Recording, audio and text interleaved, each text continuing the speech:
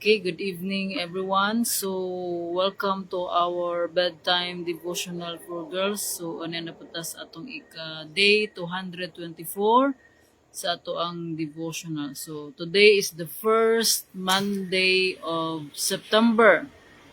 So, yung pa nila bear months na, bear months. But, karong adlawa, usapod sa naay kalamidad nga nahitabo dito sa Luzon. So ato ning i-appeal ato ang mga pag-ampo nga i-comfort ang mga ug tabangan ang mga nasa nabagyuhan so dito sa Luzon. So karon ang ato ang topic is big rewards when you do the right thing. So God is good all the time, and all the time God is good. Maski aduna tay whatever you are feeling right now, kung sa imong gibati, at the end of the day,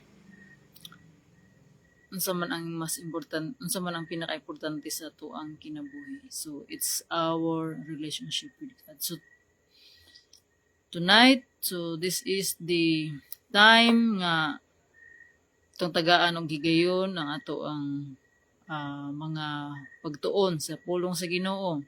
So gamay ra ni siya. So before ta nga matulog, ato ani siyang atong katunan ug ato ni siyang i-apply sa atong tagsa kinabuhi kung unsa man ang atong makatunan karong rasa. So ang atong word na adiri sa James chapter 3 verse 13 ingon dinhi, do you want to be counted wise? To build a reputation for wisdom? Here's what you do. Live well, live wisely, live humbly. It's the way you live, not the way you talk, that counts. So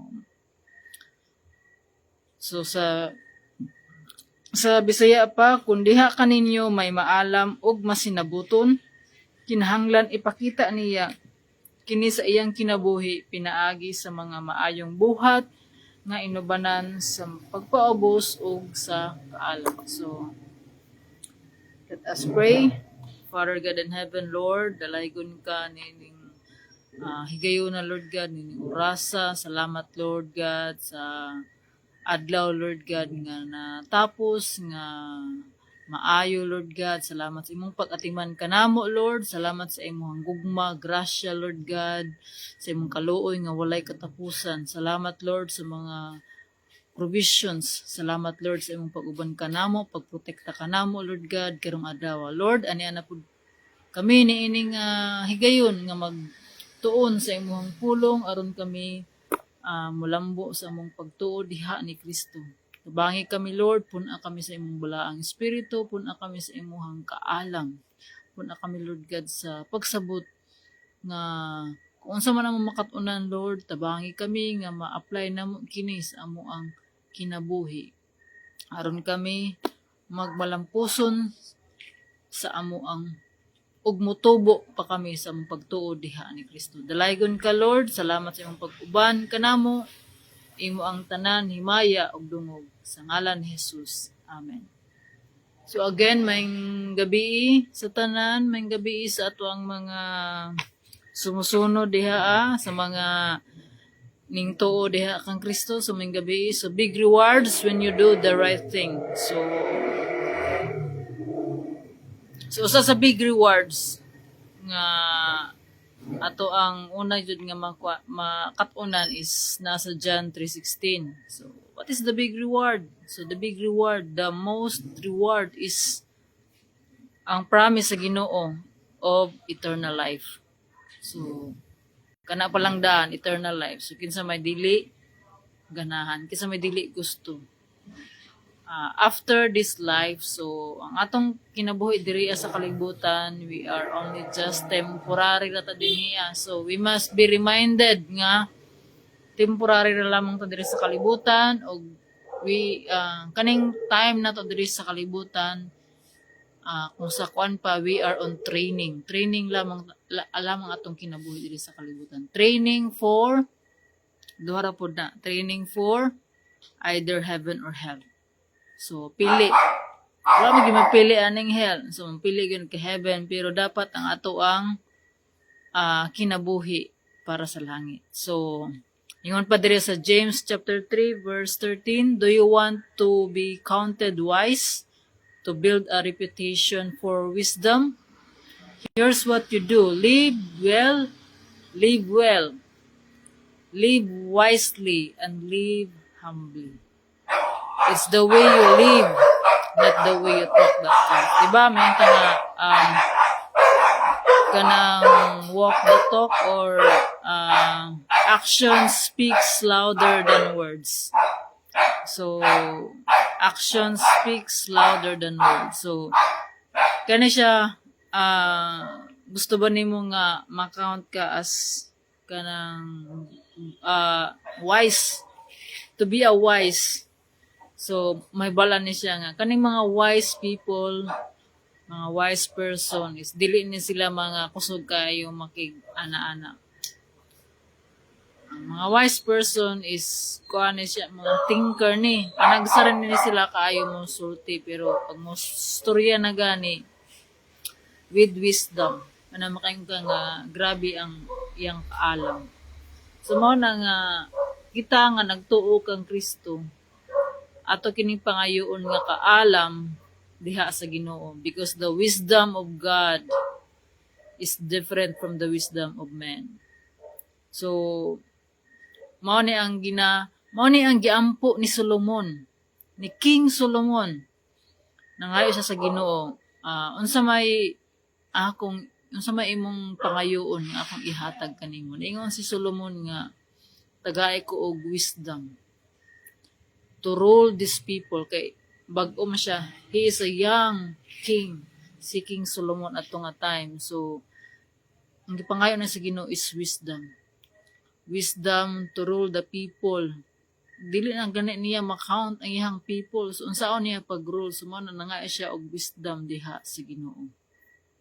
Og to know the difference between good and evil. So ingon din niya, if you open up a dictionary, you'll see that the word wisdom means using good judgment and knowing what is true. But there's more to it than that. It's not enough to know what's right. If you want to be wise, you must also do what's right. So, wisdom, sa lain pangakuan, is wisdom is the application of what we know. So, nakaibalot ta sa pulong sa Ginoo, ang wisdom mo ni siya ang pag-apply ni ini, pagkinabuhi ni ini sa ato ang kinabuhi. Sa ato ang pag-apply sa atong kinabuhi. To live it. Live the Word of God. So, the Bible promises that when you do smart things, you'll earn big rewards. So, slow down and think about things before you do them, not after. So, ang Ginoo adunay mga sugo, di ba? Commandments na ingon si Jesus, if you love me, you will obey my commandments. And ingon ni Jesus, dili tanan nga nagtawag og Ginoo mo ay makasulod sa gingharian sa Ginoo, kun dili kadto lamang mituman sa iyang kawabuton, sa iyang mga kasuguan. So we need to obey. So obedience. So atong pag-obey sa Ginoo, nana diha ang kaalam. The fear of the Lord. Ingon pa sa dili sa Proverbs, the fear of the Lord is the beginning of wisdom. So, and the knowledge of the one is understanding. So, ang atong pagrespeto sa Ginoo, pag-ila sa Ginoo, mao kini ang sinugdanan sa kaalam. So, kung ako basahon diri sa James chapter 3, James chapter 3 verse 13 to 18. So, ang basahon diri sa Bisaya, kay mga Bisaya man ta, so magbinisaya ta.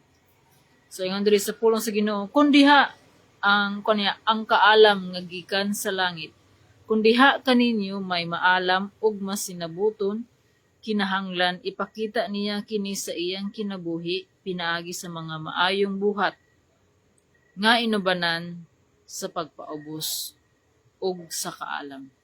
Pagpaubos ng ug kaalam. Apan kung sa inyong kasing-kasing, anaa ang hilabihang kasina ug kahakog. Kasina ug kahakog. Unsa man ni? Greed and jealousy. So, kani nga mga butang, dili niya.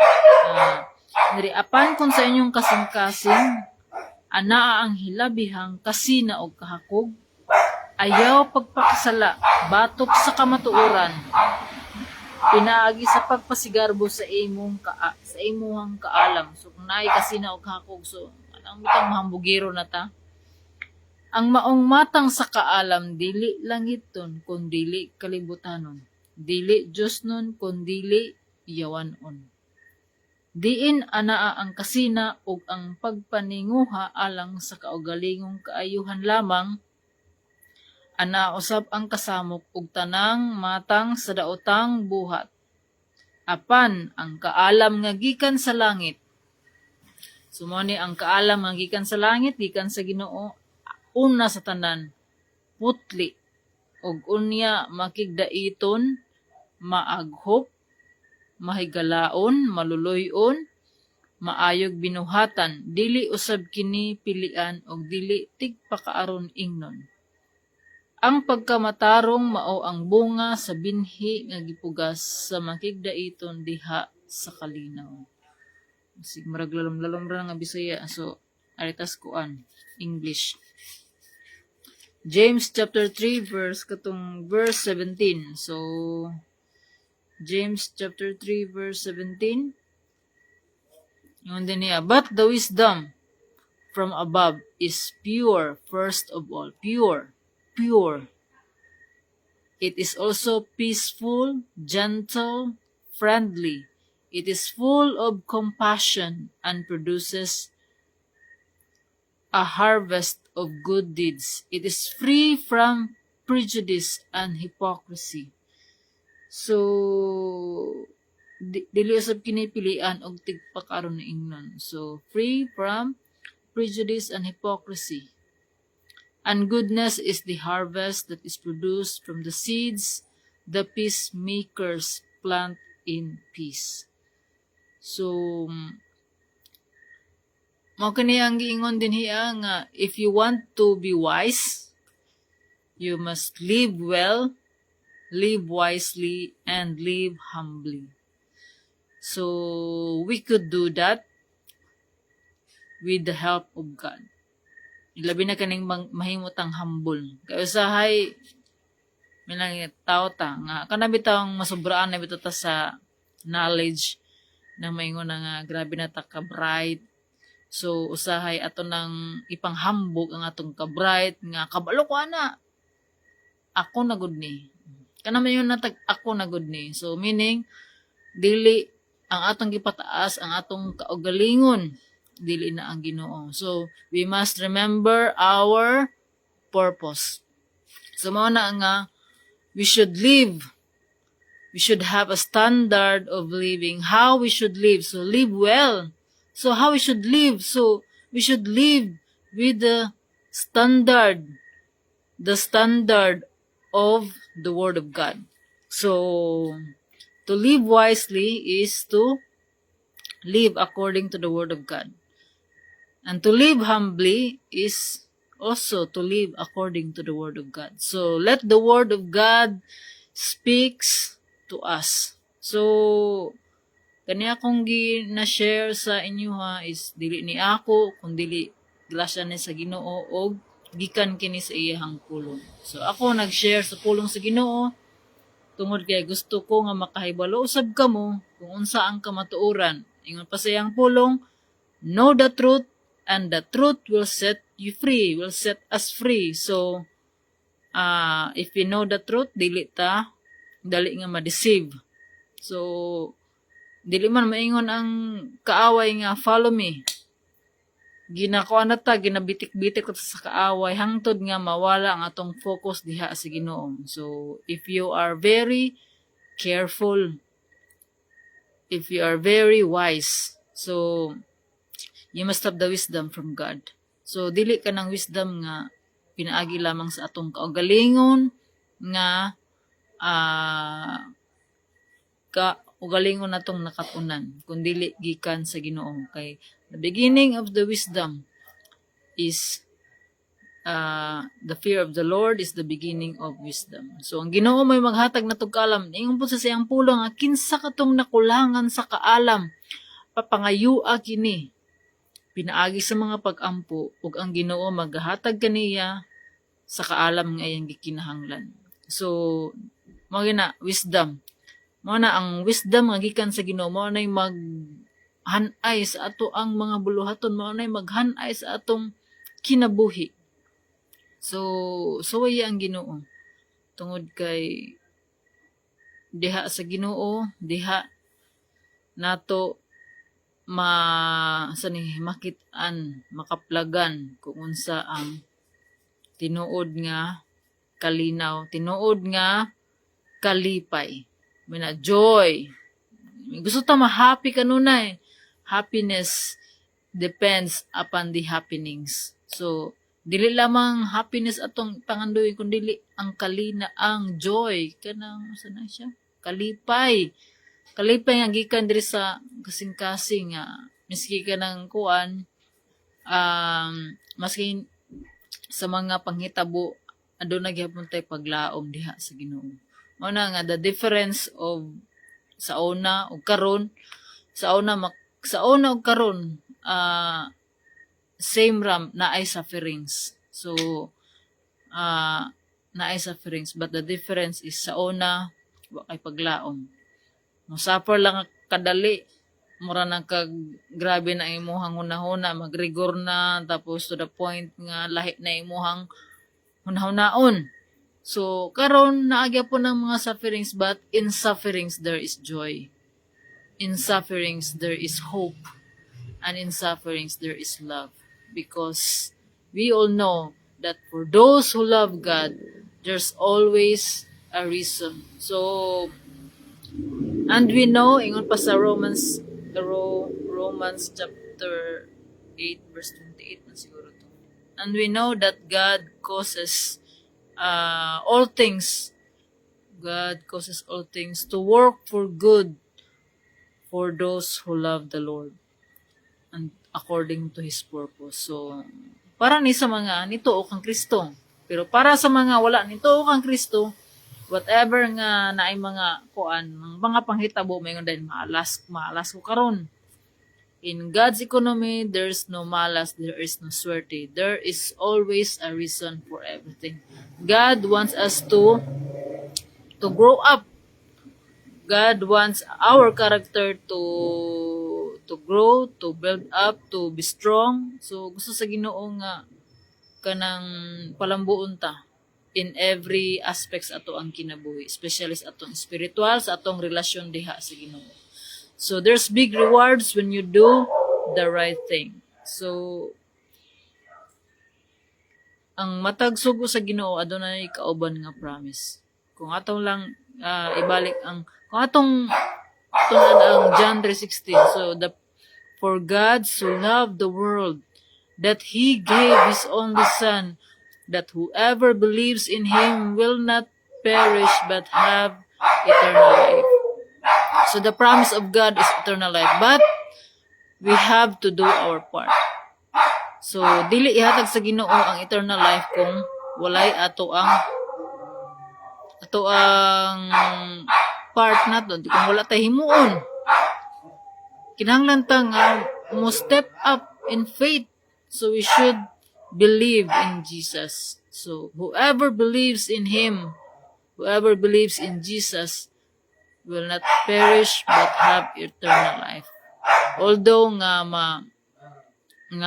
mamatay ta diri sa kalibutan, but kana nga kamatayon mao na siya ang sinugdanan sa ato ang eternal life. So dili na ta mahadlok sa kamatayon tungod kay when we die usan diha na ta, diha na to diha na ang next nga life, which is eternal life. So when we do the right thing, so kinsa kadtong mituo og midawat kang Jesus as Lord and Savior, mao kini sila ang gihatagan og katungod nga mahimong anak sa Ginoo. So we are adopted sons and daughters of the Father. So mao na nga kung kinsa katong anak sa Ginoo, mao to nga magay na sa itong mga pag-ampo, maingon ta, Father in heaven. Siyempre, maingon ta, maingon dahil kag Father in heaven, kung dili mo kaila ang Ginoo. So, mo na siya nga, we should know God. We should read and meditate His Word day and night and obey everything that is written in it so that we will be prosperous and successful. So, mao kini ang giingon sa Ginoo kang Joshua sa Joshua chapter 1 verse 8. So kung buhaton nato kini, buhaton nato ang maayo, adunay reward ang Ginoo. Kay sa pagpangayo pud gani ni King Solomon og kaalam gikan sa Ginoo. Atong basahon diri sa ingon ni Solomon. So na to sa First Kings chapter 3 verse 9.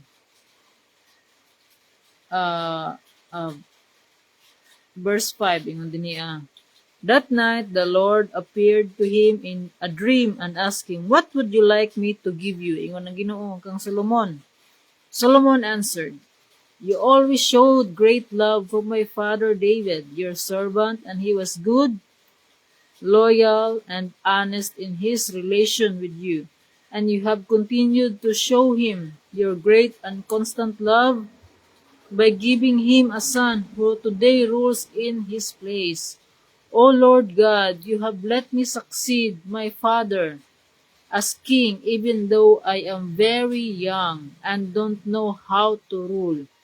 Here I am among the people you have chosen to be your own, a people who are so many that they cannot be counted." Naingon ni Solomon, "So give me the wisdom I need to rule your people with justice and to know the difference between good and evil. Otherwise, how would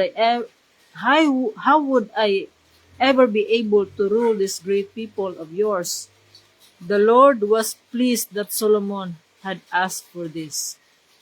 And so he said to him, "Because you have asked for the wisdom to rule justly instead of long life for yourself or riches or the death of your enemies, I will do what you have asked. I will give you more wisdom and understanding than anyone has ever had before or will ever have again. I will also give you what you have not asked for. All your life you will have wealth and honor more than that of any other king. And if you obey me and keep my laws and commands as your father David did, I will give you a long life." So, di ba, daghanong promise ang Ginoo kang King Solomon. So, nagani gihatag ang Ginoo nga wala niya pangayua. So, mapod ni sa ato ang kung kita mas when we do the right thing, when we obey God, so God will give us reward, will give His blessings. So kanang paghimo nat pag-obey nato sa Ginoo, it is also our protection. Mao kana ang iyahang promise sa Ginoo. God promised us to protect us if we obey Him. So, kanang ato ang pag-obey diha sa Ginoo, dili bitaw nga we obey lang para lamang makuha ang reward, kundi we obey God out of our love for Him. So, we should be reminded always sa ato ang purpose sa atong kinabuhi. nga what is our purpose? To love God with all our heart, soul, mind, and strength, and to love our neighbor as we love ourselves. So mao na atong timan-an kanunay sa iyang pulong nga mao kini ang ato ang purpose. So wherever you are, whatever you do it for the glory of God. So maski ang imong trabaho nimo janitor lang, mas imong trabaho nimo kanang kuan lang imong trabaho, but do it for God. Do it for the glory of God. Mao na nga dili na tuhuna-hunaon kung unsa ang asa tagibutang sa Ginoo. We should we should live well, live wisely, and live humbly. So dili nga magunahon na ta nga ang ato ang amo ang dili lamang sa kalibutan, kung dili ang atong ultimate nga amo mao ang Ginoo nga tuwa sa langit, nga nagtanaw kanato ug nag-unsa ta ug kahibalo ang Ginoo sa ato ang kasing-kasing. ug let the word of God judge the intention of your heart and your mind. So let us give ourselves as a living sacrifice, holy and acceptable to God. And let us ask God to renew always our minds to know what the will of God is, which is good, perfect, and pleasing to Him. So let's always do the right thing. So we must anchor our ang ato ang truth sa pulong sa Ginoo, because not all right today are mao na siya ang right nga naa sa pulong sa Ginoo. So we should know the truth according to the Bible, because the truth will set us free. So we should not dili ta ma-deceive, because ang kaaway naa kanunay nagbantay kanato nga mangita lamang og opportunity nga tukbunta nga ang kaaway ni anhi aron to the thief, which is the enemy, comes to destroy, to kill, to steal and destroy. But God comes here. Jesus comes here on earth to give us life. So there's always hope. Mao na nga naatay pagtuo tungod kay aduna tay paglaom nga diha sa Ginoo. So let us always be reminded. Let us always repent for our sins.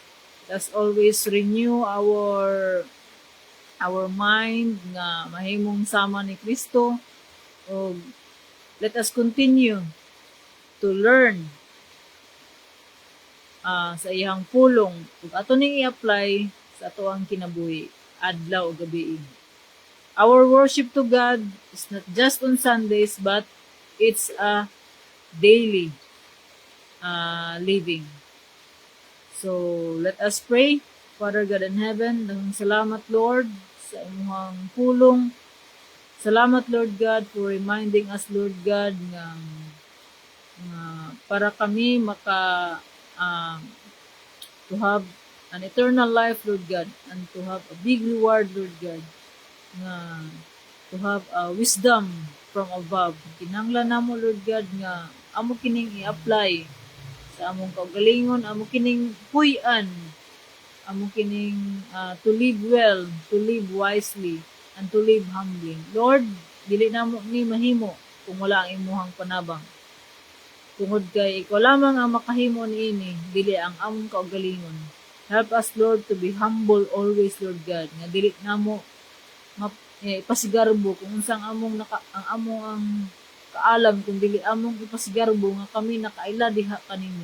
Ug tungod sa imuhang grasya, kami nakabaton og paglaom diha kanimo. Lord, sa mga naminaw niini nga mensahe, Ikaw ang Ginoo Lord God nga may maghikap sa ilang mga kasing-kasing sa ilang kinabuhi nga mas mulambo pa ilang pagtuo Lord diha kanimo o imong ihatag Lord ang mga kinahanglan sa ilang kinabuhi sa ilang nagaya sila Lord sa kaalam ng ilang kinahanglan aron mas mulambo pa sila ug ila kining og daghan pa ang makaila diha ni Kristo og daghan pa ang mobalik diha sa imong kailan.